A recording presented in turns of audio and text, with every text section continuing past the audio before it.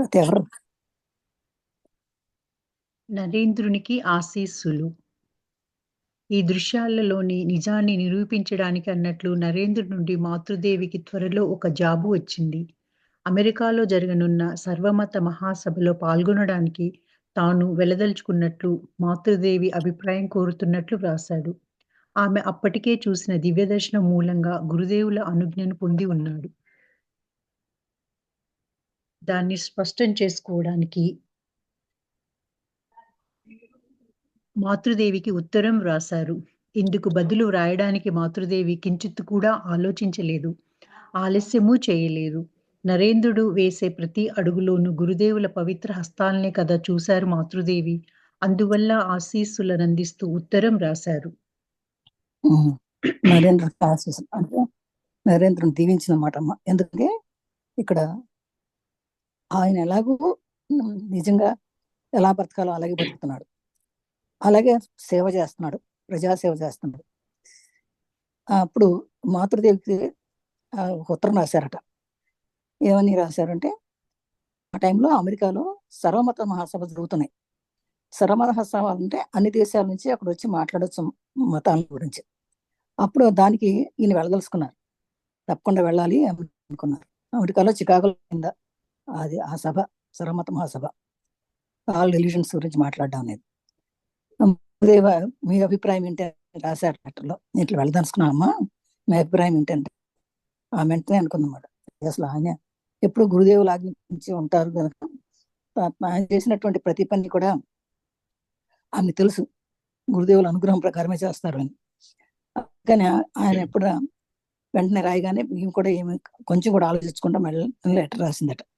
ఏమని, తప్పకుండా మీరు వెళ్ళాల్సిందే, చక్కగా నా ఆశీస్సులు ఎప్పుడు ఉంటాయి, మీరు వెళ్ళి తప్పకుండా మీరు మాట్లాడాల్సిందే అక్కడ అని కూడా ఆమె చాలా ఆశీస్సులు పంపించింది.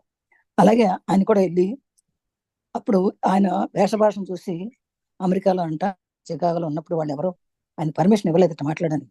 ఎందుకంటే ఇక్కడంతా సూటు బూటు వేసుకుని ఉంటారు కదా, అలాంటి సూటు బూటు వేసుకోలేదు. ఆయన పంచి కట్టుకుంటారు, లాల్చి వేసుకుంటారు, నెత్తికి తలపాక చుట్టుకుంటారు, కాషాయ వస్త్రాలు చూసి ఈయనే మాట్లాడతాడు. ఈ సర్వమత ఆల్ రిలీజియన్స్ గురించి మాట్లాడడం అనేది అది ఇంగ్లీష్లోనే మాట్లాడాలి, ఇతర భాషల్లో తెలుగులో మాట్లాడితే కుదరదు, ఈయనెవరో ఇట్లా మాట్లాడటానికి అని చెప్పేసి కొంతమంది మొట్టమొదటి ఇవ్వలేదంట, ఆయనకి పర్మిషన్ ఇవ్వలేదంట. అయితే ఆయన రిక్వెస్ట్ చేశారట, నాకు ఒక్క 5 minutes ఇవ్వండి చాలు అని చెప్పేసి రిక్వెస్ట్ చేసి,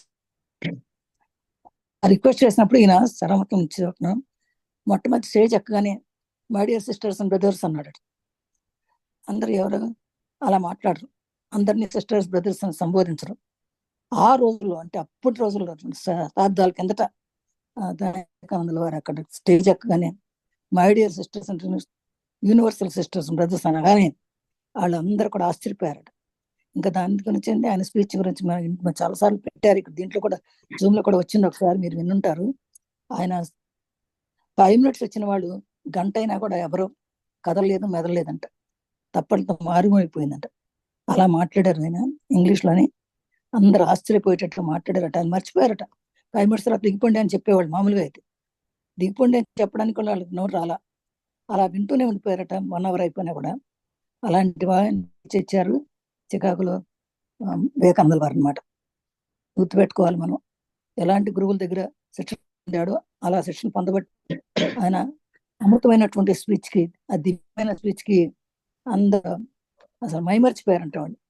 అలాంటి స్పీచ్ ఇవ్వగలిగాడు వివేకానందలో. రామకృష్ణ మిషన్.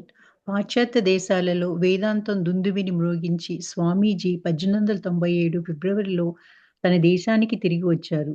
1-2 నెలలు డార్జిలింగ్లో గడిపి ఏప్రిల్లో మాతృదేవి కలకత్తాకు వచ్చినప్పుడు ఆమెను దర్శించడానికి వచ్చారు. తన ముద్దుల తనయుణ్ణి కలుసుకున్నప్పుడు కూడా మాతృదేవి తన లజ్జాతెర నుండి బయటికి రాలేదు. శరీరమంతా కప్పుకొని గదిలో నిలబడ్డారు. ఆయనతో సూటిగా మాట్లాడకుండా గోలాప్మా ద్వారానే మాట్లాడారు. అంటే మాతృదేవి మెల్లగా చెప్తే గోలాప్మ దానిని బిగ్గరగా స్వామీజీకి తెలియబరిచారు. పాశ్చాత్య దేశాల్లో అసలు వేదాంత దుందుకుని మోగించారు. నిజంగా కూడా అలా మాట్లాడిన వాళ్ళు అప్పటివరకు ఎవరు లేరట. ఆయన ఎప్పుడు ఒక మతాన్ని గురించి మాట్లాడలేదు, సర్వమతాల గురించి మాట్లాడారు ఆయన. అందుకని ఆ వేదాంత ధోరణి చూసి అసలు చాలా ఆశ్చర్యపోయారు అందరూ కూడా. ఆయన 97 ఫిబ్రవరిలో మరి తిరిగి దేశానికి తిరిగి వచ్చారట. 95 96లో ఆ టైంలో జరిగి ఉంటుంది అది అక్కడ.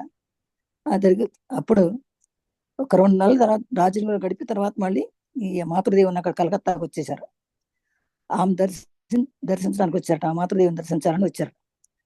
తన ముద్దుల తనయుడిని కలుసుకున్నప్పుడు, అంటే ముద్దుల తనయుడు అంటే కొడుకు, కానీ ఆ బిడ్డను చూస్తానికి కూడా వెనుకబడుతూనే ఉండేవారట. మాతో బయట రావడానికి ఇష్టపడేవారు కాదు ఎక్కువ. శరీరాంతా కప్పుకుని గదిలో ఉన్నారు. ఇంకా ఇది కూడా సూటిగా మాట్లాడకుండా గోలామ ద్వారా మాట్లాడారు. అంటే ఆమె మెల్లిగా మాడితే గట్టిగా చెప్పేదట ఆమె. స్వామికి తెలియపరిచారు, వివేకానంద తెలియదట. స్వామీజీతో చదవండి. పాటు ఆయన పాశ్చాత్య శిష్యులు ఒకరిద్దరు కూడా వచ్చారు. ముందుగా స్వామీజీ సాష్టాంగపడి మాతృదేవికి ప్రణమిల్లారు. కానీ మాతృదేవి పాదపద్మాలను తాకలేదు. తనతో పాటు వచ్చిన వారిని కూడా ఆమె పాదాలను తాకవద్దని చెబుతూ, ఎవరైనా తమ పాదాలను తాకితే మాతృదేవి తన అవ్యాజ కరుణతో వారి పాపాలను తాను స్వీకరించి తత్కారణంగా బాధపడతారు. మాటలు కూడా వద్దు. మీ హృదయాలను తెరిచి ఉంచండి. మీ ప్రార్థనలను మౌనంగానే ఆమె సమర్పించండి. వారి ఆశీస్సులను కోరుకోండి. అది చాలు. ఎందుకంటే మీ హృదయాంతరాళాలు ఆమెకు తెలియనివి కావు కనుక అన్నారు స్వామీజీ. తరువాత మాతృదేవి గోలాపమ ద్వారా మాట్లాడారు. చూడండి, ఆయనతో పాటు ఆయన మాటలు విని కొంతమంది పాశ్చాత్యులు శిష్యులైపోయి ఆయనటే వచ్చేసారు. అయితే ఆయన వచ్చి రాగానే ఆయన మాతృదేవికి సాష్టాంగ నమస్కారం చేశారు. అయితే మాతృదేవి నమస్కారం చేశారు, కానీ పాదాలు మాత్రం ముట్టుకోలేదు. కొంచెం దూరంగా ఉండి చేస్తారు. ఎప్పుడైనా గురువులకు మనం అలాగే చేయాలి. ఎవరిని పాదాలు ముట్టుకోకూడదు. ఎందుకంటే మన పాదాలు మనం చేసిన పాపాలు కూడా వాళ్ళకి తగులుతాయట. అందుకని తాగకూడదని చెప్తారు. కానీ ఆమె ఎంత దూరం నుంచి చేసినా కూడా ఆమె అభ్యాసం కరుణతో, మంచి ప్రేమతోటి మనల్ని, మన పాపాలను స్వీకరించేస్తారు. అందుకని చాలా కరుణ ఉంది ఆమె. అందుకని దాని కారణంగానే ఎవరు ముట్టుకోకూడదని చెప్తారన్నమాట. మనం ఎప్పుడైతే మీరు అంటారు, మన హృదయాలను తెరిచి ఉంచండి. అంటే లోపల ఒకటి బయట ఒకటి ఉండకూడదు. మనకి ఉన్నది ఏదో అది మాట్లాడాలి. అది అలా చేసినా కూడా మీరు ప్రార్థనలు మాట్లాడకుండా మౌనంగా ప్రార్థించినా కూడా ఆమె తెలిసిపోతుంది. ఆమె ఆశీస్సులు కోరండి. అంతే, మీరు మాకు ఆశీస్సులు కావాలి, మాకు దీవెనలు ఇవ్వండి అని చెప్పి కోరండి. అంతేగాని, ఎందుకంటే ఆమెకి అన్ని తెలిసిపోతాయి కనుక, మన లోపల ఏముందో అని తెలిసిపోతాయి. లోపల ఒకటి పెట్టుకుని బయట ఒకటి పెడితే అది మంచిది కాదని కూడా ఆమెకు తెలుసు. అందుకని అట్లా చెప్పారన్నమాట. మాతృదేవి ఇవన్నీ కూడా గోలామాత ద్వారా చెప్పారు. మెల్లిగా చెప్తుంది. గోలామాత దగ్గరగా అమ్మ ఏం చెప్పిందో చెప్తారన్నమాట. మాతృదేవి, డార్జిలింగ్‌లోని ఆరోగ్యం ఎలా ఉంది? ఏమైనా మెరుగుపడిందా? స్వామీజీ: అవునమ్మా. గురుదేవులెప్పుడూ నీతో పాటు ఉంటున్నారు. ప్రజాశ్రేయస్సు కోసం నువ్వు ఇంకా ఎన్నో పనులు చేయాల్సి ఉంది అంది మాతృదేవి. గురుదేవుల చేతులలో నేను కేవలం ఒక ఉపకరణంగా ఉండడం చూస్తున్నాను. పాశ్చాత్య దేశాలలో మహోన్నతమైన సంఘటనలు చాలా జరిగాయి. వందలాది స్త్రీ పురుషులు గురుదేవుల ఉపదేశాలను స్వీకరించి నా కార్యంలో సహాయపడ్డారు. ఇవన్నీ చేస్తూ ఉంటే నేను ఆశ్చర్యపడలేకున్నాను. మీ ఆశీస్సులతోనే నేను అమెరికా వెళ్ళాను. అసాధ్యమైన వాటన్నిటినీ కూడా చేసి చూపించే శక్తి మీ కృపా కటాక్షాన్ని ఉందనడానికి నా విజయము, నాకు లభించిన గౌరవము నిదర్శనాలు. గురుదేవులు అమ్మా అంటూ ఎవరిని పిలిచారో ఆ దివ్యశక్తిని నేను అమెరికాలో ఒంటరిగా అలమటిస్తున్నప్పుడు నన్ను చేరదీసి దారి చూపింది అన్నారు స్వామీజీ. మాతృదేవి నా డార్జిలింగ్లో ఉన్నావు, నీ ఆరోగ్యం బాగుందా అని అడిగారు. మెరుగుపడిందా అంటే అవునమ్మా అన్న. అంతేకాకుండా మాతృదేవి గురుదేవులు ఎప్పుడు కూడా నీతో పాటు, మాతృదేవి మీకు గురుదేవులు ఎప్పుడు మీతో పాటు ఉన్నారు. ప్రజాశ్రేయస్ కోసం నువ్వు ఇంకా ఎన్నో పనులు చేయాలమ్మా అని చెప్పి కూడా చెప్పారు. అంతేకాకుండా స్వామీజీ ఇంకా గురుదేవుల చేతితో నేను కేవలం ఒక ఉపకరణంగా ఉన్నాను. అంటే నేను ఒక పనిముట్లాగా ఉన్నా గురుదేవుల చేతిలో. ఎందుకంటే పాశ్చాత్య దేశాలు వెళ్ళినప్పుడు, అంటే అమెరికా లాంటి దేశాలు వెళ్ళినప్పుడు మహోన్నతమైన సంఘటనలు చాలా జరిగినాయి. చాలా వందలాది మంది స్త్రీలు పురుషులు కూడా గురుదేవుని ఎప్పుడైతే గురుదేవుని మాటలు చెప్పానో ఆ ఉపదేశాలకు నచ్చి వాళ్ళు స్వీకరించారు. ఇంకా నేను చేసే పనుల్లో వాళ్ళు సహాయపడ్డారు. ఇవన్నీ చేస్తుంటే నేను చాలా ఆశ్చర్యపడాను. కానీ మీ ఆశీస్సులతో పాటు నేను అమెరికా వెళ్ళాను. అందుకని మీకు లెటర్ రాసి మీరు చెప్పినాక వెళ్ళాను కదా, అందుకని మీ దీవెనలతో నేను అమెరికా వెళ్ళాను. కానీ అసాధ్యమైన వాటిని కూడా నేను సాధ్యం చేయగలిగాను. ఆ శక్తి అంతా కూడా మీకు పేకటాక్షానికి ఉందని తెలిసింది. దానివల్లే నాకు విజయం జరిగింది. దానివల్లే నాకు గౌరవం కూడా వచ్చిందని చెప్పి, నా గౌరవం, నాకు విజయం జరగడానికి కారణం నిదర్శనాలు మీ ప్రేమ వల్లే. ఇంకా గురుదేవుల అంటున్నా ఎవరిని పిలిచారో అది ఆ శక్తి నేను అమెరికాలో ఒంటరిగా ఉన్నప్పుడు కూడా నన్ను చేరదీసింది. ఎప్పుడైతే నేను అమ్మ అని పిలవగానే నాకు ఆ వ్యక్తి వచ్చేసేదమ్మా అని కూడా చెప్పారు ఆయన. ఆ దివ్యశక్తి గురుదేవులు భిన్నం కారు. నీ ద్వారా గురుదేవులే ఈ కార్యాలన్నింటినీ చేస్తున్నారు. నువ్వు ఆయన అనుంగ శిష్యుడు, తనయుడు కదా! ఆయన నిన్ను ఎంతగా ప్రేమించారు. నువ్వు మానవాళికి ఉపదేశిస్తావని కూడా ఆయన ముందుగానే చెప్పారన్నారు మాతృదేవి. గురుదేవుల సందేశాన్ని వ్యాప్తి చేయడమే నా జీవిత కార్యం. అందుకోసం శాశ్వతమైన ఉద్యమం ఒకదాన్ని ప్రారంభించాలని అనుకుంటున్నాను. కానీ నేననుకున్నంత వేగంగా అది జరగనప్పుడు మనసు చంచలపడుతుంది అన్నారు స్వామీజీ. ఆ దివశక్తి అంతా కూడా ఎలా వచ్చింది అనుకున్నావు నువ్వు? గురుదేవులు కాదు, నువ్వు గురుదేవులు భిన్నం కాదు అని చెప్తున్నారు. మాతృదేవులు చెప్తున్నారు, గురుదేవులు మాతృదేవులు ఇద్దరు భిన్నం కాదు, రెండు ఒకటే. నీ ద్వారానే గురుదేవులు ఈ కార్యాలన్నీ చేస్తున్నారు. నువ్వు ఆయన అనుంగు శిష్యుడు కదా అని చెప్తున్నారు మాత. నువ్వు ఆయన అనుంగు శిష్యుడు అంటే నీ ప్రేమైన శిష్యుడు, అంతే తనవిడిపోతా. ఆయన కూడా నువ్వే. ఆయన ఎంతగా ప్రేమించారంటే నువ్వు మానవాళికి తెస్తావని ఆయన తెలుసు, ముందుగానే తెలుసు ఆయన చెప్పారు కూడా. అంటే గురుదేశాన్ని వ్యాప్తి చేయడమే నా జీవిత కార్యం, అందుకోసం శాశ్వతమైన ఉద్యమం ఒకదాన్ని ప్రారంభించాలనుకుంటున్నాను అని చెప్పారు నేను వివేకానంద గారు. కానీ నేను అనుకున్నంత వేగంగా అది జరగనప్పుడు మనసు సంచలపడుతుంది. నేను అనుకున్నది వేగంగా జరిగితేనేమో బాగుంటుంది, ఆ వేగంగా జరగకపోయినప్పుడు మనసు కొంచెం చంచలం అవుతుందేమో అని చెప్తున్నారు. స్వామీజీ అలా అన్న తర్వాత మాతృదేవి సూటిగా కలతపడకు. నువ్వు చేస్తున్నవి ఇక చేయబోతున్నవి చిరకాలం స్థిరంగా నెలకొంటాయి. దీనిని చేయడానికే నువ్వు జన్మించావు. దివ్యజ్ఞానాన్ని ప్రసాదించే సద్గురువుగా నిన్ను వేలాది మంది ఆరాధిస్తారు. నీ ఆశయాన్ని త్వరలోనే గురుదేవులు పూర్తి చేస్తారు. ఇది తథ్యం. నువ్వు చేయదలుచుకున్న కార్యం త్వరలోనే జరగడం చూస్తావు అని చెప్పారు. మాతృదేవి ఈ చల్లని దీవెనలు స్వామీజీ కళ్ళను ఆర్ద్రం చేశాయి. అమ్మా, నేను ఒకసారి ఒక్క గెంతులో సముద్రాన్ని దాటలేను. పాశ్చాత్యులు తయారు చేసిన ఓడలో వెళ్ళాను. గురుదేవుల మహత్యాన్ని అక్కడ చూశాను అన్నారాయన. అదే అప్పుడు స్వామీజీ అన్నారట, ఇలా అన్న తర్వాత మాత్రమే ఉందంట, ఎందుకు కలతపడతాం? కొన్నిసార్లు కలతపడతానని చెప్పారు కదా, ఎందుకు కలతపడతావు? అక్కర్లేదు. నువ్వు చేస్తున్నవన్నీ, నేను చేయబోతున్నాయి, నువ్వు చేసినవి అన్నీ కూడా చిరకాలం ఎప్పటికీ ఉండిపోతాయి. దీన్ని చేయడానికి నువ్వు జన్మించిన దానికోసమే, నువ్వు చేయడానికే జన్మించావు. ఈ దివ్యజ్ఞానం ప్రసాదించే సద్గురుగా నేను వేలాది మంది ఆరాధిస్తారు తర్వాత కూడా. నీ ఆశయాన్ని త్వరలోనే గురుదేవులు పూర్తి చేస్తారు. నువ్వు ఏం చేయాలనుకున్నవన్నీ కూడా గురుదేవులు పూర్తి చేస్తారు. ఇది నువ్వు చేయదలుచుకున్న కార్యం అంతా కూడా త్వరలోనే జరుగుతుంది, అది చూస్తావు కూడా అని చెప్పారు. అంతేకాదు, ఆ మాతృదేవి చల్లని దీవెనలు స్వామీజీ కళ్ళన ఈ విధంగా ఎప్పుడైతే అమ్మ మాట్లాడుతుందో వివేకానంద వారి కళ్ళలో నుంచి నీళ్లు వచ్చేయట. అమ్మ, నేను ఈసారి ఒక్క గెంతులో సముద్రాన్ని దాటలేదు. నేనంటే అమెరికా నుంచి ఇక్కడ రావాలంటే ఒకసారి సముద్రాన్ని దాటి రాలేదు, కానీ అలా పాశ్చాత్యులు తయారు చేసిన ఓడలోనే వెళ్ళాను. వాళ్ళు తయారు చేసిన షిప్ ఉంది, ఆయన ఫ్లైట్లో రావాలా, షిప్ అన్నమాట. గురుదేవుల మహత్యాన్ని అక్కడే చూశానన్నారు ఆయన. అందుకనే అట్లా రావడం వల్లే నాకు ఈ గురుదేవుల మహత్యాన్ని అంతా కూడా చూడగలిగానని కూడా చెప్పారు అనమాట వివేకానందుల వారు. రామకృష్ణ మఠం.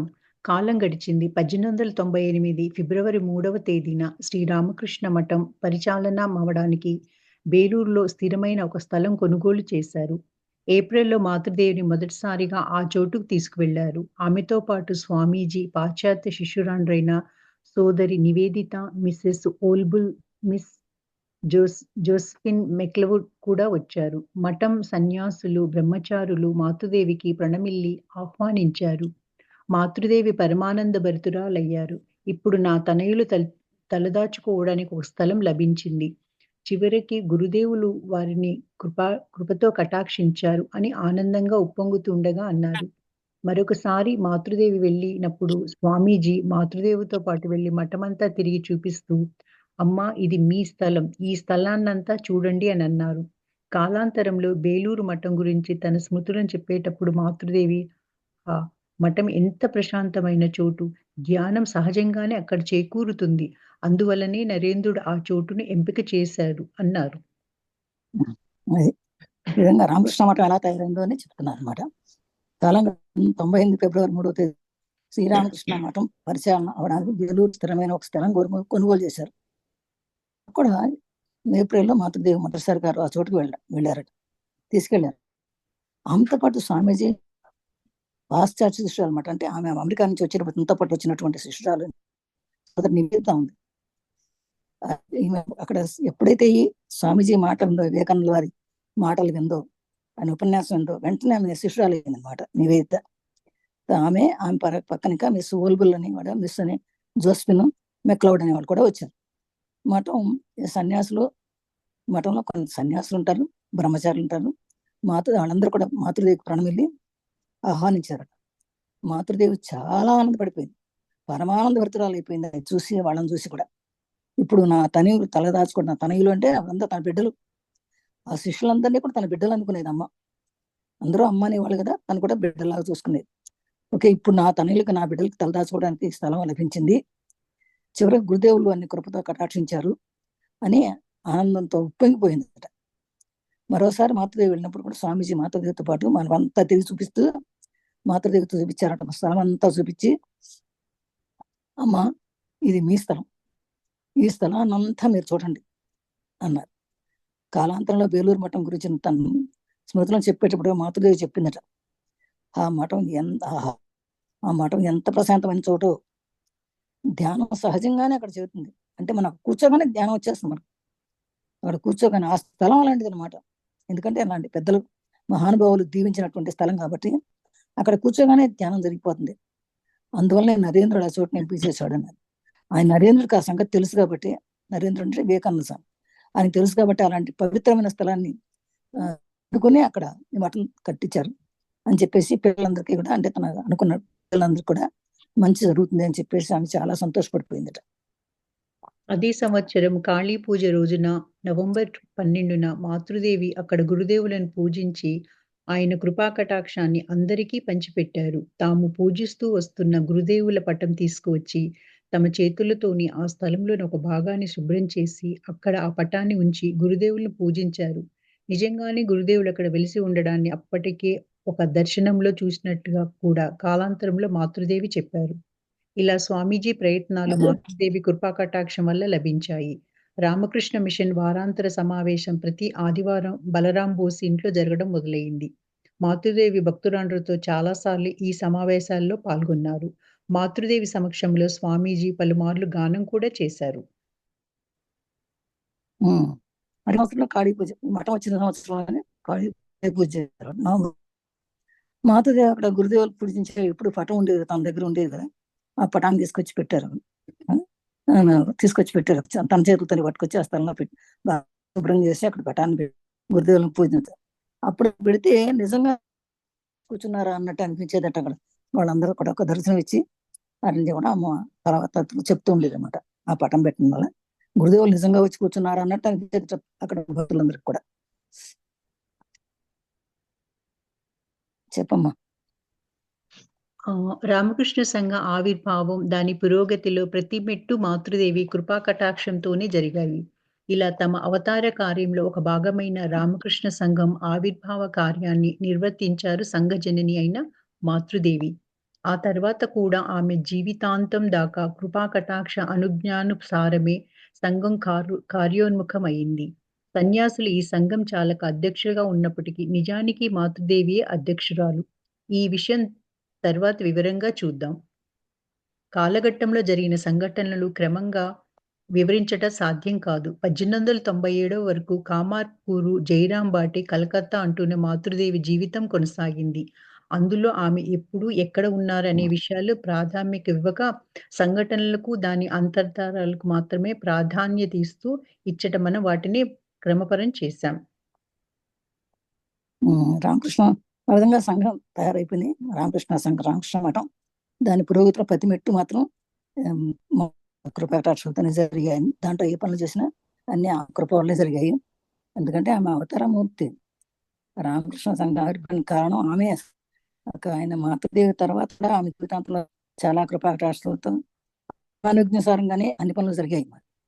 ఈ సన్యాసులు ఈ సంఘం సారి ఉన్నట్టు నిజానికి మాతృదేవి అధ్యక్షురాలు. ఈ విషయం తర్వాత వివరంగా చూద్దాం.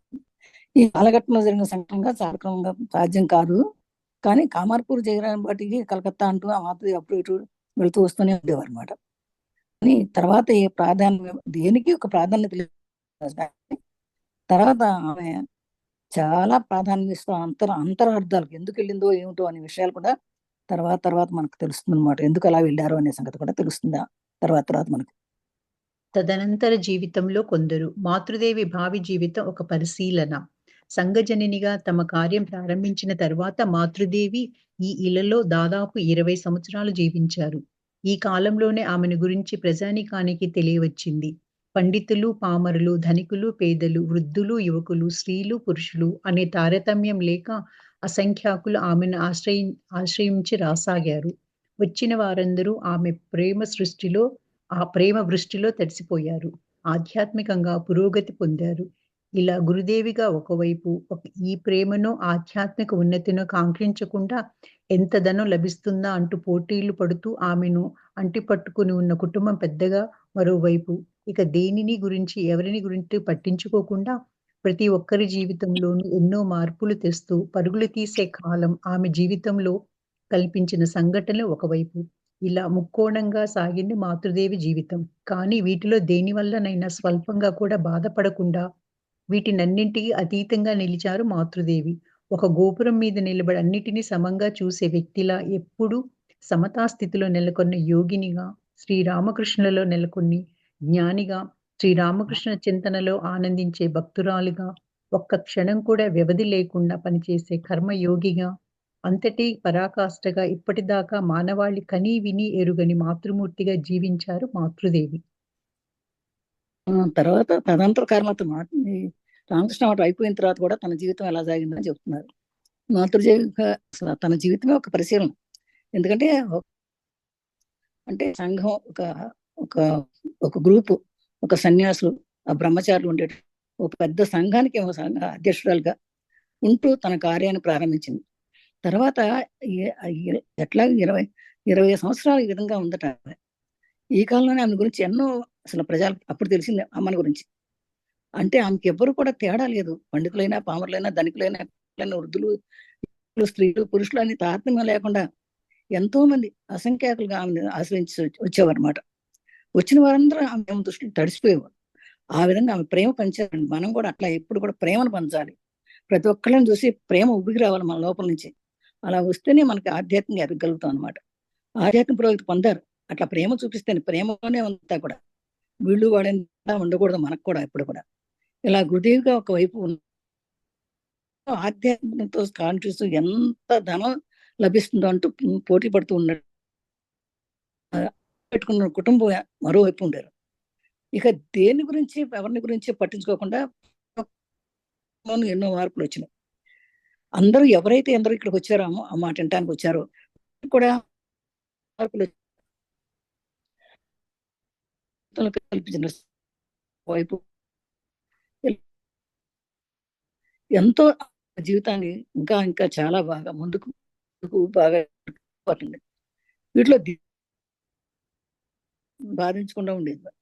నేను వచ్చినా ఏదైనా లేకపోయినా ఆమె బాధపడేవారు కాదు. అట్లా ఉండేది అనమాట ఆమె. అందరికీ ప్రేమ పంచుతూ, అందరికీ ప్రేమపూర్వకంగా మాట్లాడుతూ, ఎవరికి ఏది కావాలన్నా కూడా అది ఉపశమనం చేస్తూ ఉండేసరికి అందరూ ఆమెను ఆకర్షించారు.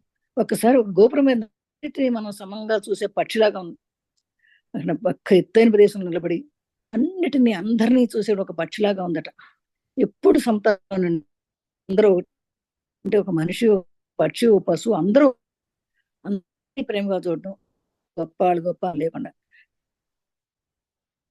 తక్కువగా, ఒకడు ఎక్కువగా తక్కువగా అని ఆ తారతమ్యం లేకుండా చూసేదట. అందుకే అతీతంగా ఉండే ఒక యోగినిలాగా శ్రీరామకృష్ణ ఉన్నటువంటి జ్ఞానిగా, శ్రీరామకృష్ణ తత్వాలన్నీ ఈమెలోనూ ఉన్నాయి అని శ్రీరామకృష్ణ తత్వం ఉండే ఒక భక్తురాలుగా ఒక్క క్షణం కూడా వ్యవధి లేకుండా పనిచేసే కర్మయోగి. ఎప్పుడు బిజీ. వాళ్ళకి పని చెప్తా, వీళ్ళకి చెప్తా, వాళ్ళకి చెప్తా, చూస్తా, వాళ్ళకి భోజనం పెడతా, అసలు అందరూ వాళ్ళని ఆహ్వానిస్తా, ఎవరిని పోనిచ్చేది కాదు. అందరికి ఒక పరాకాష్ఠలాగా ఇంతే. మానవులకి అందరు కూడా కంటే ఇంకా మాతృదేవులేమో ఇలాంటి మార్పును చూడాలి, అందరూ తహతహ పాడేటట్టుగా ఆ మఠాన్ని తీర్చిదిద్దారా అమ్మ. ఇలాంటి ఒక మహోన్నత జీవితాన్ని అన్ని పరిమాణాలతో వివరించటానికి మానవ ప్రయత్నానికి మించిన పని. అందువల్ల ఇప్పుడు మనం చూసిన ముక్కోణపు జీవితాన్ని, అది మనకు అందించే సందేశాన్ని మాత్రం అర్థం చేసుకోవడానికి ప్రయత్నిద్దాం. మాతృదేవి ముక్కోణపు జీవితంలో ఒక్కదాన్ని మాత్రం ప్రత్యేకంగా తీసుకొని పరిశీలించడం కష్టం. ఎందుకంటే జీవితంలో చోటు చేసుకున్న సంఘటనలు, కుటుంబ పెద్దగా, మహిళ, లోకానికి ఆదర్శంగా జీవితం గడపడము, గురువుగా ఉంటూ సన్యాసస్తులకు, గృహస్థులకు మార్గదర్శకత్వం వహించడం ఏకకాలంలో జరిగినవి. ఒకదానితో మరొకటి ముడిపడి ఉన్నవి. కానీ మన అర్థం చేసుకోవడానికి వాటిని విభజించి చూడవలసింది. ఇంతదాకా గురుదేవులతో మాత్రమే సరే. ముడిపడి ఉన్న మాతృదేవి జీవితం ఈ కాలఘట్టంలో భక్తులు, శిష్యులు, బంధువులు అంటూ పలువురితో పెనుగొని ఉంది. ఈ కొందరు లేకపోతే జీవితం అందించే సందేశం, దాని పలు పరిమాణాలు మనకు మృగ్యమై ఉండేయి. వారిలోని భక్తులు కొందరిని ఈ అధ్యాయంలో చూద్దాం. వీరిలో ఒకరు ఈ జీవిత చరిత్రలో ఇప్పటికే కొన్నిసార్లు తారసపడ్డారు. ఇక్కడ కొంత వివరంగా తెలుసుకుందాం. అది ఈ విధంగా అమ్మ చాలా మహోన్నత జీవితాన్ని అనుభవించారు. అన్ని కోణాల్లో చూస్తే, ఏ కోణాల్లో చూస్తే మానవ ప్రయత్నం మించిన పని ఆమె చేశారు. అందువల్ల ఇప్పుడు మనం చూసినటువంటి ముక్కోణ జీవితం అంటే 3 రకాలుగా ఈమె చెప్తారు, సందేశాన్ని ఇచ్చేవారు అనమాట. ఏంటంటే అది అంటే మాతృదేవి ముక్కోణ జీవితం అంటే ఒక ఒక అందరినీ ఒక తాటి మీద తీసుకొచ్చారన్నమాట. ఎందుకంటే తను ఎన్నో సంఘటనలు ఉంది, అన్ని కుటుంబ పెద్దగా ఉంది, తన మహిళా లోకానికి ఆదర్శప్రాయంగా ఉన్నారు. ఎందుకంటే అందరినీ చూడాలి, కష్టాలు నష్టాలు ఏదొచ్చినా చూడాలి. మరి అందరి గురువుగా ఉంది, అందరి బాధ్యతలు తీసుకుంటే గురువుగా కూడా ఉన్నారు, గృహస్థుగా ఉన్నారు, అందరికీ మార్గదర్శనం వహిస్తున్నారు. ఏ కాలంలో ఈ పనులన్నీ చేస్తున్నారు. ఒకదాని తర్వాత ఒకటి ముడిపడి ఉంది అమ్మ ఆమె జీవితం. అందుకని మనం అర్థం చేసుకోవడానికి వాటిని ఒకదాన్ని ఉపదించి చూస్తే తెలుస్తుంది మనకంతా కూడా. అంటే ఆమె ఒక అమ్మగా, ఒక గురువుగా, ఒక మఠం నడిపేట ఒక అధికారిగా కూడా ఉన్నారు. గురుదేవులతోనే ముడిపడిన యాక్చువల్లీ గురుదేవులతోనే ముడిపడింది మాతృదేవి జీవితం. కానీ కాలఘట్టంలో ఆమెకి భక్తులు ఉన్నారు, శిష్యులు ఉన్నారు, బంధువులు ఉన్నారు అంటూ పలువురితో అందరితో కలిసిమెలిసి ఉండి, ఇంకా కొందరు లేకపోయి ఉంటే మాతృదేవి జీవితం అందించే సందేశం ఉండేది కాదేమో ఒకవేళ. కొన్ని సంగతులు మనకు తెలిసే కావు. అందుకని కొంతమంది చాలా మంది రాసి పెట్టుకున్నారు. ఆ విధంగా రాయడం వల్ల కూడా మనకు కొన్ని విషయాలు తెలిసినాయి అనమాట.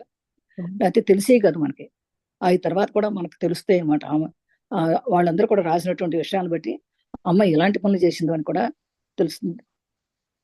మాతృదేవి భారవాహకులు. భగవంతుడు అవతరించేటప్పుడు వారి లౌకిక జీవన బాధ్యతను తీసుకోవడానికి కొన్ని ఉన్నతాత్మలు కూడా వారితో పాటు జన్మిస్తాయి.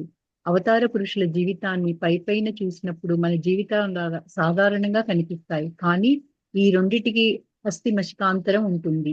అనేక ఆధ్యాత్మిక సాధనాల మూలంగా ఉన్నత స్థితికి చేరుకున్న వారి అవతార పురుషులకు సేవ చేయగలుగుతారు. అందువల్ల ఈ ఉన్నత ఆత్మల అవతార పురుషులతో పాటు జన్మించి వారి లౌకిక జీవితాన్ని సులభతరం చేయడంతో పాటు వారి అవతార కార్యంలో పాలుపంచుకొని వారి సందేశాన్ని కూడా మానవాళికి వ్యాపింపజేస్తారు. ఇలా గురుదేవులతో వచ్చిన కొందరు మాతృదేవి జీవితంలో కూడా అనుబంధం ఏర్పరచుకున్నారు. మాతృదేవి అవతరించినప్పుడు వారి లౌకిక జీవితం కూడా బాధ్యత తీసుకోవడానికి కొన్ని ఉన్నతాత్మలు వస్తాయట. అదే భారవాహకులు అంటే, మాతృదేవి భారవాహకులు అంటే ఆమెతో తన కొన్ని ఉన్నతాత్మలు కూడా వచ్చినాయి తనకి. మనకి అది మా ఉన్నతాత్మలు అంటే ఎవరు అంటే మనకి ఆధ్యాత్మంలో ఉన్నప్పుడే తెలుస్తుందమ్మా, లేకపోతే తెలియదు ఇది. అందుకని వారితో పాటు కొన్ని జన్మలు వస్తాయన్నమాట.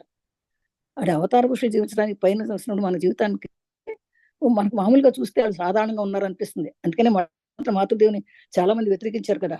గురుదేవులు పోయిన తర్వాత ఆమె విడవగా చూపించలేదు, ఆమె గాజులు లేదు, బొట్టు తీయలేదు అని చాలా మంది ఆమెను వ్యతిరేకించారు. ఆమె చాలా సామాన్య జీవితంగా చూపించేది. ఆవిడ ఇంత గొప్ప వ్యక్తినే ఇప్పుడు తెలుస్తుంది, అప్పుడు తెలియలేదు కదా. అలా తెలియదు కొంతమందికి, సాధారణంగానే జీవిస్తారు. కానీ ఆ రెండిటికి అత్యమస్తక కాంతరం ఉంటుంది. అంటే అరిచేతిలో ఉసిరిగాయలాగా ఉంటుందట. అనేక ఆధ్యాత్మిక సాధనల మూలంగానే ఎప్పుడైతే సాధారణంగా కనపడుతూ ఎన్నో ఆధ్యాత్మిక సాధనలు చేయగంటే ధ్యానంలో కూర్చుని ఆ స్థితి పొందారో అప్పుడు కానీ ఆమె ఉన్నత స్థితికి చేరుకోలేదు. ఎంత ఉన్నత చేరుకుంటే కానీ మిగిలిన వాళ్ళకి ఈమె అవతార పురుషుడు అని తెలియదు అనమాట. అలాంటి అవతార సేవ చేయగలుగుతారు. అప్పుడే అలాంటి వాళ్ళకి అవతార సేవ చేయగలుగుతారు. అందువల్ల ఈ ఉన్నతాత్మలు, ఆ ఉన్నతమైన ఆత్మలు ఎప్పుడైతే అవతార పురుషులతో పాటు జన్మించి వారికి ఎప్పుడు సహాయం చేస్తూ ఉంటాయి, వారి భౌతిక జీవితాన్ని సులభతరం చేసేస్తాయి. అంటే వాళ్ళ కష్టాలు నష్టాలు రోగాలు రెప్పులు రాకుండా చేస్తాయి అన్నమాట.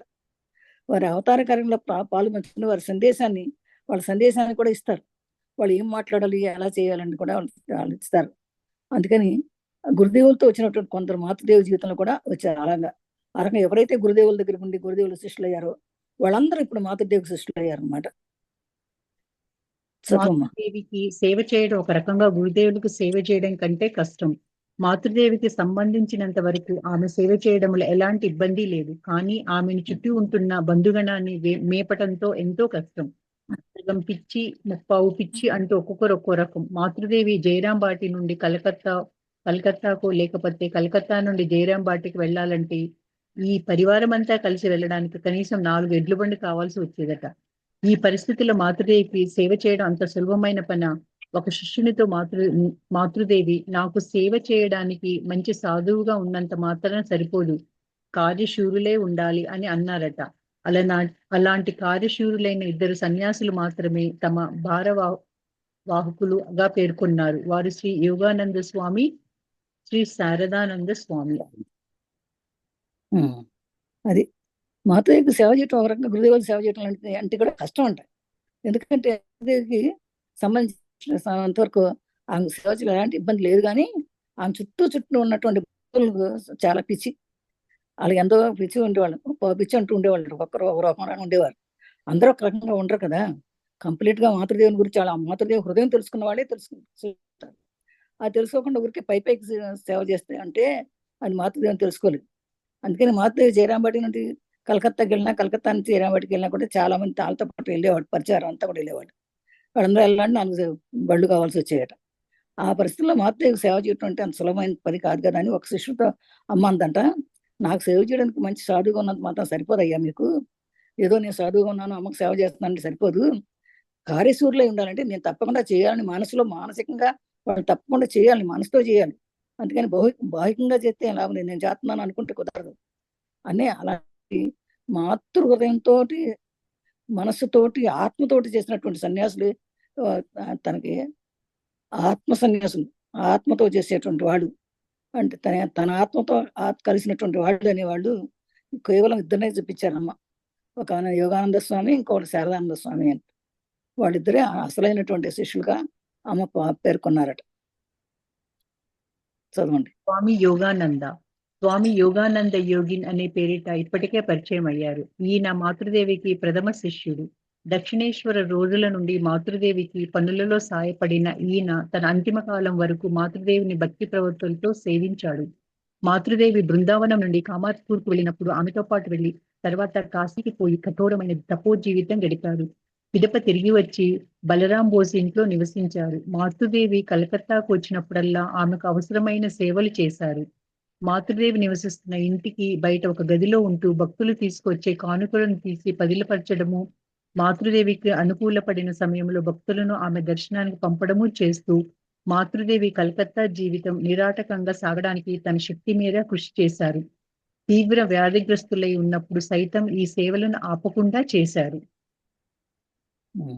స్వామి యోగానంద, ఆ యోగానంద అనేవారు యోగిని అనే పేరుట ఇప్పటికే పరిచయం అన్నారు. యోగిని యోగానందమయ్య అంటారు. అయితే ఈయన మాతృదేవి ప్రథమ శిష్యుడట ఆయన. అయితే దక్షిణేశ్వరంలో ఉండేటప్పుడు మాతృదేవికి చాలా పనులు సహాయపడేవారు. ఈయన చివరి కాలం వరకు ఉండేవారు, మాతృదేవిని సేవించారట. మాతృదేవి బృందావనం అలా కఠోరమైన జీవితం చేపిస్తున్నప్పుడు ఈయన కూడా అలా కఠోరమైన జీవితం గడిపారు. తర్వాత బలరాం బాస్ ఇంట్లో ఉన్నప్పుడు కూడా ఈయన మాతృదేవి దగ్గరికి వచ్చినప్పుడల్లా ఆమెకి అవసరమైన సేవలు చేస్తూనే ఉండేవారు. కానీ మాతృదేవిని దర్శించడానికి ఎందుకు బయట కూడా చాలా మంది భక్తులు వచ్చి కానుకలు తెచ్చి ఇచ్చేవాళ్ళు. అవన్నీ కూడా జాగ్రత్త పరుస్తూ ఏం అవసరమో అవి తీసుకెళ్లి మాతృదేవికి ఇచ్చేవారు అనమాట.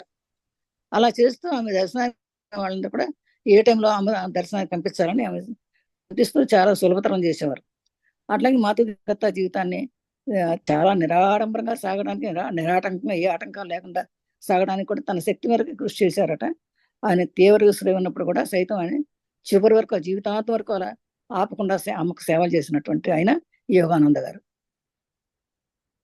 స్వామి యోగానంద పట్ల మాతృదేవికి ఉన్నంత వాత్సల్యాన్ని తెలిపే ఒక సంఘటన ఇక్కడ పేర్కొనవచ్చు. మాతృదేవికి పత్తితో తయారు చేసిన ఒక దళసరి రజాయిని స్వామి యోగానంద ఇచ్చారు. మాతృదేవి ఆ దుప్పటిని అనేక సంవత్సరాలు వాడడం వల్ల అది పిగిలిపోయి చిరిగిపోయింది. అందువల్ల దానిని విప్పి కొత్తగా పత్తిని కలిపి కుట్టడానికి ఏర్పాటు చేశారు. కానీ కాసేపటికల్లా అది చేయవద్దని వారించి చిరిగిపోయిన ఆ దుప్పటిని తీసుకుని వాత్సల్యంతో తన వద్ద ఉంచుకున్నారు. నా తనయుడు యోగినిచ్చిన రజాయి ఇది ఎప్పుడూ అతన్ని జ్ఞాపకం చేస్తూ ఉంటుంది అన్నారు. తమ ప్రేమకు అర్హులైన వారు ఇచ్చే చిన్న వస్తువులను కూడా వాత్సల్యంతో దాచిపెట్టుకోవడం మాతృదేవి నైజం. అబ్బా! మాతృదేవి ఎంత ఆశ్చర్యంగా ఉండేది అంటానికి ఇది ఒక సంఘటన అనమాట. ఆయన ఇచ్చినటువంటి ఒక రజాయి, ఒక దళసరి రజాయి ఇచ్చారట. అంటే అక్కడ ఎక్కువ చలి ఉంటుంది కదా! ఆ చలికి తట్టుకోవడానికి యోగానంద గారు ఒక పెద్ద చక్కటి దుప్పటి అనేది ఒకటి ఉంచారు. దాన్ని ఎన్నో సంవత్సరాలు వాడారట. అది పిగిలిపోయింది, చిరిగిపోయింది కూడా. దాన్ని ఎప్పుడేమనుకున్నాడు, కొంత పత్తిని కలిపి మళ్ళీ ఇంకోటి కొత్తది ఏర్పాటు చేద్దాం అనుకునేసరికి వద్దందట అమ్మ. వద్దు, ఇది ఎప్పటికీ నా దగ్గరే ఉంటది. ఇది ఆయన ఇచ్చినట్టు ప్రేమతో ఇచ్చినటువంటిది, నేను ప్రేమతో పెట్టుకుంటాను, నా దగ్గరే ఉంటది అని చెప్పేసి ఆమె అలాగే పెట్టింది. తన తనయుడు యోగిని ఇచ్చిన ఉంటుంది యోగ రజాయి అని చెప్పేసి ఎప్పటికీ అతని జ్ఞాపకం నా దగ్గర ఉండాలని చెప్పి ఆమె ఇదేమీ రిపేర్ చేయకుండా తన దగ్గరే పెట్టుకునేదట. అది ప్రేమకు ఒక వస్తువు, ఒక వాత్సల్యంతో తను పెట్టుకున్నటువంటి నైజం అలాంటి. తనకు లభించే స్వల్ప పైకాన్ని కూడా మాతృదేవి కోసం కేటాయించేవాడు యోగిని. జగద్ధాత్రి పూజ లాంటి పర్వదినాలలో మాతృదేవి పాత్రలు తోముతూ శ్రమపడడం చూసిన యోగిని చెక్క పాత్రను కొనిచ్చాడు. కానీ మాతృదేవి విలపించి కుమిలిపోయేటట్లు స్వామి యోగానంద 1899 మార్చి 23వ తేదీన చిన్న వయసులోనే కన్నుమూశాడు. అప్పుడు మాతృదేవి కుమిలిపోతూ, కట్టడంలోనే ఒక రాయి పడిపోయింది, తక్కినవి కూడా ఇక పడిపోవడం ప్రారంభమవుతుంది అన్నారు. కాలాంతరంలో మాతృదేవి అప్పుడప్పుడు యోగానంద స్వామిని తలుచుకుంటూ, యోగిన్లా నా పట్ల ఆప్యాయంగా ఉన్నవారు ఎవరూ లేరు. అతనికి ఎవరైనా 8 అణాలిస్తే దానిని ఖర్చు పెట్టకుండా మాతృదేవి ప్రయాణాలకు కావలసి వస్తుందంటూ దానిని విడిగా ఉంచేవాడు. ఏ సమయంలోనైనా నాకు సేవ చేస్తూనే ఉండేవాడు. అతడు నాతోనూ, నా కూడా ఉన్న ఇతర స్త్రీలతోనూ ఉంటున్నప్పుడు చూసి గురుదేవుల ఇతర శిష్యులు అతన్ని ఎగతాళి కూడా చేసేవారు. తనకు లభించిన స్వల్ప వైకాన్ని కూడా మాతృదేవి కోసం ఎవరికైనా ఎప్పుడైనా తనకు కొంచెం డబ్బులు వస్తే కూడా ఆయన మాతృదేవి కోసమే అట్టు పెట్టేవారట. అదే జగద్ధాత్రి లాంటి ఒక పూజ చేసినప్పుడు పర్వదినాల్లో మాతృదేవి పాత్రలు తోముతూ ఉండేదంట. ఆ పాత్రలు తామే తోముతుంటే అప్పుడు చూసి, అయ్యో ఈ పాత్రలు ఎలా తోముతున్నారా అమ్మ అని చెప్పి చెక్క పాత్రలు కొనిచ్చాడట తనకున్న చిన్న డబ్బులతోటి. ఆమె కూడా మాతృదేవి చాలా కుమిలిపోయేదట. ఎందుకంటే ఆమె చాలా చిన్న వయసులో ఆయన చనిపోయారు. మాతృదేవి గురిపోతుండేదన్నమాట. అయితే నా కడ్డాలో ఒక రాయి పడిపోయింది, తక్కిన కూడా ఇలా పడిపోతాయి కావును అనుకునేవారట ఎవరు. అలాగే కాలాంతరంలో అప్పుడప్పుడు యోగానంద స్వామిని తలుచుకుంటాను, చనిపోయిన ఆయన గురించి తలుచుకుంటూ చాలా ఆప్యాయంగా ఉండేదట ఎప్పుడు కూడా. అతనికి ఎవరైనా 8 అణాలు ఇస్తానంట, అది తీసుకొని ఖర్చు పెట్టకుండా మాతృదేవి ప్రాణాలు కనపడతాయని చెప్పి దాచి ఉంచేవాడు. ఏ సమయంలోనే సరే సేవ చేస్తూనే ఉండేవాడు. అతడు నాతోనూ, నా కూడా ఉన్న ఇతర స్త్రీలతో కూడా చాలా గౌరవంగా ఉండేవాడు. అది చూసి గురుదేవులు ఇతర శిష్యులు ఉండేవారు, వాళ్ళు గేళం చేస్తూ ఉండేవారట. చదువమ్మ.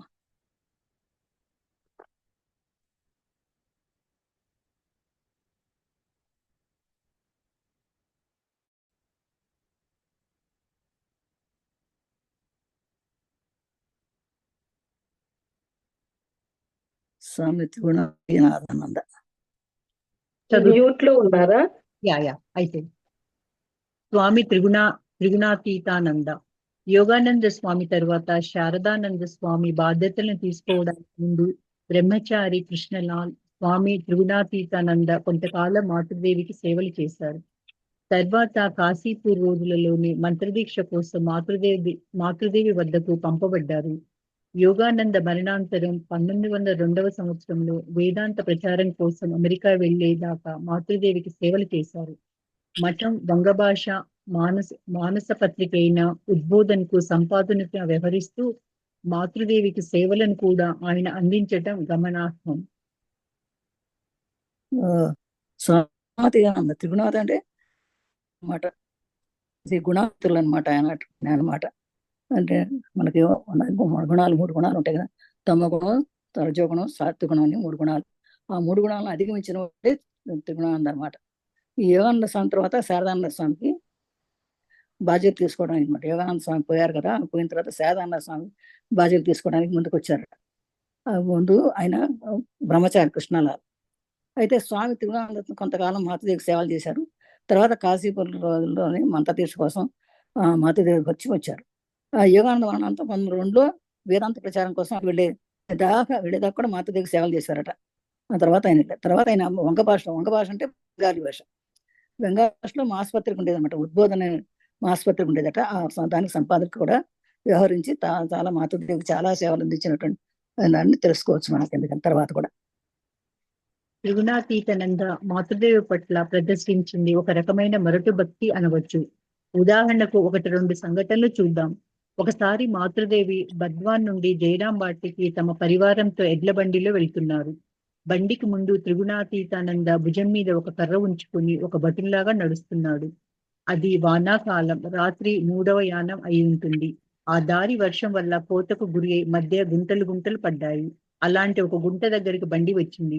బండి గుంటలోకి దిగితే ఆ కుదుపుకు మాతృదేవి నిద్రాభంగం కలగవచ్చు. అది గుర్తించి స్వామి ఆ గుంటలో తాను వెళ్లి పడుకొని తనపై బండి నడపమని బండివాడితో చెప్పాడు. కానీ మేలుకునే ఉన్న మాతృదేవి త్రిగుణాతీతనంద చేయబని గమనించాడు. వెంటనే బండి నుండి దిగి ఇలాంటి మొరటు పనులకు దిగవద్దని గట్టిగా చెప్పారు. అది. ఇది ఎంతైనా శిష్యులుగానే ఉండాలి, కానీ మరి మొదటి పనులు చేయకూడదని అమ్మకి ఇష్టం లేదు. ఆ మొదటి పనులు చేయదు. ఈ త్రినాథానంద ఏం చేశాడు, మొదటి భక్తి అనుకోవచ్చు. ఎందుకంటే ఉదాహరణకు కూడా చెప్తున్నప్పుడు ఒకసారి జయరాం బాడికి వెళ్ళేటప్పుడు ఎడ్ల బండి అలా ఒక భుజం మీద కరబట్టు నడుస్తూ ఉండేవాడు. పక్కన నడుస్తూ అది వర్షాకాలం అవడం వల్ల చాలా చోట్ల దారిలో పెద్ద వర్షం పడితే బాగా గుంటలు పడుతుంది కదా రోడ్డు మీద అంతా కూడా. ఆ గుంటలు పడుతుంటే గుంటలు పడి అమ్మ కొంచెం కళ్ళు మూసుకున్నారేమో, ఆ నిద్రభంగం ఊగిపోతుందని చెప్పేసి అంటే ఆ గుంటల మీద దీన్ని పడుకుని ఆ బండిని దాని మీద ఆయన మీద నుంచి నడపమనేవాట. కానీ ఆ విషయం తెలుసుకున్న మాత్రం తెలిసిపోయి వెంటనే ఆమె లేచేసి తినాన్ని కోప్పడి, ఏంటిది ఇలాంటి మొదటి భక్తి ఉండకూడదు నీకు అని చెప్పేసి గట్టిగా కోప్పడిందట. తర్వాత త్రిగుణాతీతానంద మాతృదేవి పట్ల కనబరిచిన మొదటి భక్తికి మరొక ఉదాహరణ. ఒకసారి గోలాబ్ మాతృదేవి కోసం బాగా కారం ఉన్న మిరపకాయలను కొనుక్కురమ్మన్నారు. స్వామి బజారు వీధులు సుమారు 3 మైళ్ళు నడిచి ప్రతి అంగడికి వెళ్లి ఒక మిరపకాయను కొరికి చూసి బాగా కారంగా ఉన్న మిరపకాయను కొనుక్కు వచ్చారు. అనేక మిరపకాయలు దొరికినందున ఆయన నాలుక పెదవులు చెప్పలేనంత మంటలతో వాచిపోయింది. అవి నయమవడానికి కొన్ని రోజులు పట్టింది. అంత మూఢభక్తి అనేది ఇంకో ఉదాహరణ ఏంటంటే మరొక భక్తి మరొక ఉదాహరణ ఏంటంటే గోలామ చెప్పిందంట మాతృదేవి కారంగా ఉన్న మిరపకాయలు తీసుకురామన్నారు. మరి కారంగా ఉన్న మిరపకాయలు ఎలా తీసుకురావాలి అంటే ప్రతి మిరపకాయని 3 మైళ్ళు దూరం వెళ్ళి మిరపకాయ కొట్టుకెళ్ళి ప్రతి మిరపకాయని కొరికి చూశారు. చూసి ఎన్నో మిరపకాయలు తీసుకొచ్చారు. కానీ కొరికి ఆయన కూడా ఆయన తగ్గడానికి కొన్ని రోజులు పట్టిందండి. అది కూడా మూఢభక్తి అంటారు. అలాంటి రెండోది మూఢభక్తి కూడా చెప్తున్నారు. స్వామి శారదానంద అమెరికా వెళ్ళిన తర్వాత ఆయన మాతృదేవికి డబ్బు పంపేవారు. స్వామి శారదానంద తమ పేరుకు తగ్గట్లుగా శారద ఆనందులై ఉన్నారు. మాతృదేవి సేవకు తమను పూర్తిగా అంకితం చేసుకున్నారు. మాతృదేవి జయరాం బాటిలో ఉన్న, కలకత్తాలో ఉన్న ఆమె యోగక్షేమాలను చూసుకోవడం ఆయన ప్రథమ కర్తవ్యం. మాతృదేవి పట్ల ఆయనకున్న భక్తి ప్రవృత్తులు వర్ణాతీతం. ఉద్బోధన ఇంట్లో ప్రవేశ ద్వారం దగ్గరున్న చిన్న గదిలో కూర్చొని మాతృదేవిని దర్శించడానికి వచ్చే భక్త సమూహాన్ని వరుస ప్రకారం పంపించేవారు. కొత్తగా వచ్చే వారికి మాతృదేవి ద్వారపాలకుడు అని తనను పరిచయం చేసుకునేవారు. ఎలాగైనా దేని ద్వారానైనా మాతృదేవికి సేవ చేయడం మహాభాగ్యమని వ్యక్తపరిచేదిగా ఉండేది ఆయన ప్రవర్తన. ఒకరోజు భక్తుడొకడు మేడ మీద ఉంటున్న మాతృదేవిని సందర్శించి తర్వాత కింద శారదానంద వద్దకు వచ్చి సాష్టాంగ నమస్కారం చేశాడు. కార్య నిమగ్నలై ఉన్న స్వామి తలెత్తి, ఏమిటయ్యా, ఎందుకు ఇంత పెద్ద నమస్కారం అని అడిగాడు. అందుకు ఆ భక్తుడు, నీకు తప్ప మరెవరికి ప్రణమివ్వాలి స్వామి అన్నాడు. వెంటనే ఆయన అమిత వినమ్రతతో, అలా అనుకు, నువ్వు ఎవరిని ఆశీస్సులు పొంది వస్తున్నారో వారి ఆశీస్సుల కోసం ఎదురు చూస్తున్న వాణ్ణి నేను. ఆ మాతృదేవి తలుచుకున్నారంటే ఈ క్షణమే నిన్ను నా స్థానంలో కూర్చోబెట్టగలరు అన్నారు. ఇట్టే మాతృదేవి కూడా శారదానంద పట్ల అత్యంత ప్రేమాభిమానాలతో మెలిగారు. కింద సంభాషణ ఈ విషయాన్ని స్పష్టం చేస్తుంది. ఈ శారదానంద అంటే శారదానంద, ఆయన పేరు కూడా శారదానంద, అమ్మ పేరు కూడా శారదామాయి కదా అన్నట్టుగానే ఈమె చాలా భక్తితో ఉండేవారు అనమాట. ఆమె అంటే అమెరికా వెళ్ళారట ఆయన. అమెరికా వెళ్ళిన తర్వాత కూడా ప్రతి నెల అమ్మకి డబ్బు పంపించేవారట ఈ శారదానంద గారు. తన పేరును బట్టి ఉన్నట్టుగానే ఉండదు అనమాట. ఆనందలై ఉన్నారు, శారద ఆనంద. అట్లా మాతృదేవ సేవకు తను పూర్తిగా అంకితం చేసుకున్నారు. మాతృదేవి జయరాంలో ఉన్న, కలకత్తాలో ఉన్నా కూడా ఆమె యోగక్షేమాలు ఎప్పటికప్పుడు ఉండేవారు అనమాట. ఆయన మాకు ప్రధాన కర్తవ్యం అనుకునేవాళ్ళట. ఆయనకి చాలా భక్తి ప్రవర్తన ఉండి, అది మనం వర్ణించేంత భక్తి ఉండేవాళ్ళు. ఒకసారి ఉద్బోధన ఇంట్లో తన దగ్గర ఉండి తన చిన్న గదిలో కూర్చొని మాతృదేవిని దర్శనానికి పంపించే వ్యక్తులను ఒక్కొక్కరిని పంపిస్తుంది. వచ్చేవారికి ఒక ద్వారపాలకుడు ఒక తను పరిచయం మాతృదేవికి పంపించారట. మాతృదేవి ఏ విధంగా అయినా సేవ చేసుకోవడమే మహాభాగ్యం నుంచి మేడ మీద ఉన్న మహాదేవిని దర్శించి వచ్చి మళ్ళీ కిందకు వచ్చి శారదాంబ వారికి కూడా అష్టాంగం అంట. ఈయన చాలా కార్యనిమగ్నమై ఉన్నాడు. చూశాడు అంటే కార్యనిమగ్నం అంటే తపస్సు చేసుకుని కళ్ళు మూసుకుని ధ్యానంలోనే ఉంటాడు ఎప్పుడు. ఒక్కసారి పైకి చూసి ఏంటయ్యా నాకు ఎందుకు చెడుతున్నా నమస్కారం అని అడిగాడు అనమాట. ఇంత పెద్ద నమస్కారం నాకెందుకు పెట్టావని అడిగాడు. ఆ భక్తుడు అంటే మీకు తప్ప ఇంకెవరు పెడతామండి అన్నారట ఆయన. వెంటనే లేదయ్యా బాబు అలా అనుకో, నువ్వు ఎవరి ఆశీస్సులు పొంది వచ్చావు, ఇప్పుడు ఎవరికి ఆశీస్సు పొంది వచ్చావో వారి ఆశీస్సు ఎదురు చూసావని నేను నాకెందుకు పెడతావు అని చెప్పన్నాడు. ఆ మాట తలుచుకున్నారంటే ఈ క్షణమే నేను నా స్థానంలో కూర్చోబెట్టగలదు, అందుకే ఆవిడికి పెట్టాలి నమస్కారం నాకు కాదని ఎంతో ప్రేమతో చెప్పారట. దానివల్ల ఆ కింద సంగతి మనం చూస్తే మనకు తెలుస్తుంది, మనకే తెలుస్తుంది ఆయన ఎంత ప్రేమగా ఉండారో, ఎంత కార్యదీక్షలో ఉన్నాడు అనే సంగతి మనకు అర్థమవుతుంది ఈ కింద చదివితే. చదువమ్మా. ఒకరోజు మాతృదేవి స్వామి అరూపానందతో శరత్ ఉన్నంత వరకు నేను ఉద్బోధనలో నివసించగలుగుతాను. నా బాధ్యతలను గ్రహించి నిర్వహించగలవాడు అతడు తప్ప మరెవరూ లేరు. నా భారాన్ని వహించగలవాడు శరత్ ఒక్కడే అన్నారు. స్వామి బ్రహ్మానంద ఉన్నారు కదా అన్నారు అరూపానంద. అతను చేయలేడు, అతను మనోవైఖరి వేరు అన్నారు మాతృదేవి. స్వామి ప్రేమానంద అన్నారు అరూపానంద. అతను చేయలేడు అన్నారు మాతృదేవి. కానీ ఆయన వేలూరు మఠాన్ని నిర్వహిస్తున్నారు కదా అన్నాడు అరూపానంద. కావచ్చు, కానీ ఒక స్త్రీ అవసరాన్ని గ్రహించి తదనుగుణంగా వ్యవహరించడం ఎంత కష్టం. శరత్ మాత్రమే అందుకు సమర్థుడు అన్నారు మాతృదేవి.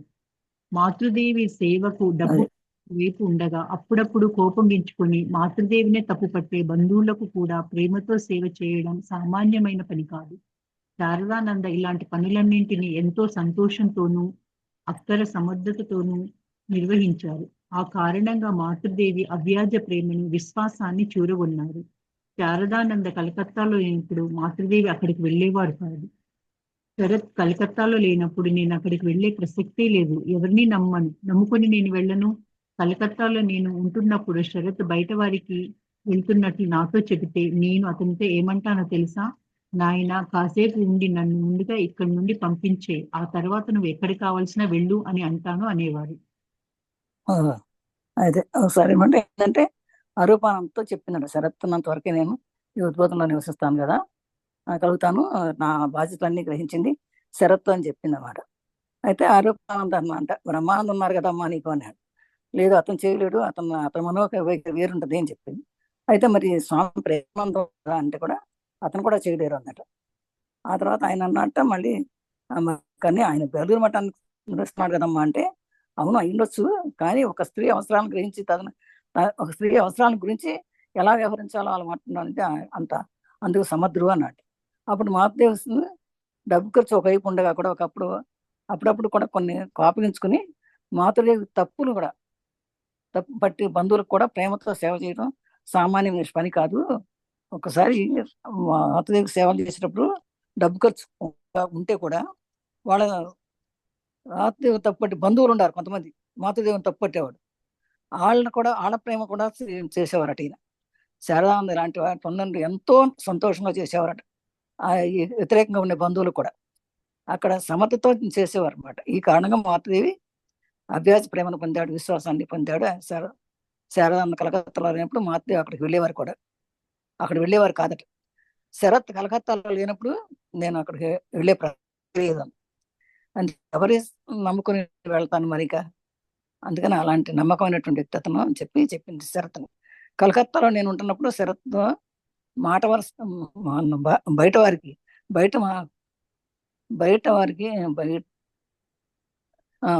వెళ్తున్నట్టుగా నాతో చెప్తే నేను అతనితో ఏమంటానో తెలుసా? నాయన, కాసేపు ఉండి నన్ను ముందుగా ఇక్కడి నుంచి పంపించేయి, ఆ తర్వాత నువ్వు ఎక్కడికైనా కావాలి అని చెప్పేదట. ఒకసారి రాంచీకి వెళ్ళి భక్తులకు మాతృదేవి తన ఊరికి రమ్మని ఆహ్వానించారట. మాతృదేవి శరత్ విషయం తెలుసా అంటే భక్తులు తెలియదు అన్నాడట. చూడండి, అంటే ఎవరికి మాతృదేవి శరత్ చెప్తే కానీ వెళ్ళేవారు కాదన్నా అర్థం.